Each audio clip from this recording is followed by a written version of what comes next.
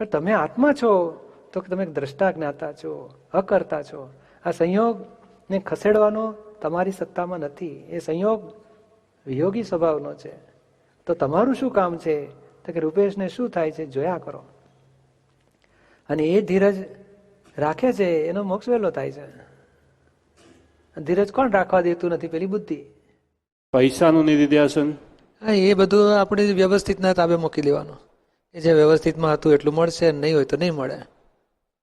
જે છે વ્યવસ્થિત, મારે મારું આત્માનું માટે જીવવું છે ને એના પુરુષાર્થમાં રહેવું છે, અને આ વ્યવસ્થિતમાં સોંપ્યું. એટલે જે પેલા થઈ ગયું હતું એ બધું ચોકડી મૂકતા જવાનું કે ભાઈ હવે આત્મા સિવાય કંઈ જોઈતું નથી. જે વ્યવસ્થિતમાં હતું એટલું જ મળ્યું ને, ખૂબ વિચાર કર્યું હતું કે વધ્યા બુદ્ધિ એ રિલેટિવ માટે ના વપરાવી જોઈએ. વપરાશે પણ આપણો રસ ના રહેવો છે કે આ બુદ્ધિ વપરાય છે ખોટું, મારા આત્મા તરફનું જ જોઈએ છે. એ આત્મા તરફની એને સમ્યક બુદ્ધિ કહે. કેમ કરીને છૂટવું છે એનું ધ્યાન કરાવડાવે એ સમ્યક બુદ્ધિ આખી. વિપરીત બુદ્ધિ શુભાશુભ બતાડ કરે. સમ્યક બુદ્ધિ શુદ્ધ તરફ લઈ જાય આખી. આ નિધિધ્યાસન બુદ્ધિનો ધંધો છે, મૂળ ચિત્તનું નથી.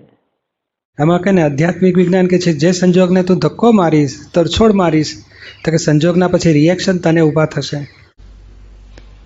તમે વાંકા તો સંયોગ વાંકો, તમે સીધા તો સંયોગ સીધો, અને તમે ચોખ્ખા તો સંયોગ કશું કરી જ ના શકે. તમને શુદ્ધ થઈ ગયા તો સંયોગ તમને ડિસ્ટર્બ ના કરી શકે.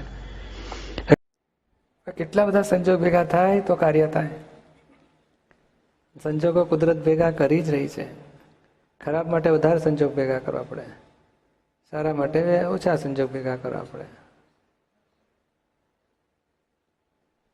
એટલે સંજોગો જો ચલાવતા હોય, જેમ અત્યારે દૂધ ના આવ્યું તો તારે ચિંતા કરવાની જરૂર ખરી? ના, હું ચા પીતો નથી, હું અણદરીમાં જતોય નથી ચા પીવા. પણ તમે આત્મા છો તો તમે દ્રષ્ટા જ્ઞાતા છો, અકર્તા છો. આ સંયોગને ખસેડવાનો તમારી સત્તામાં નથી. એ સંયોગ વિયોગી સ્વભાવનો છે. તો તમારું શું કામ છે? તો કે રૂપેશને શું થાય છે જોયા કરો. અને એ ધીરજ રાખે છે એનો મોક્ષ વહેલો થાય છે. ધીરજ કોણ રાખવા દેતું નથી? પેલી બુદ્ધિ. નિશ્ચય કેમ કામ કરે છે?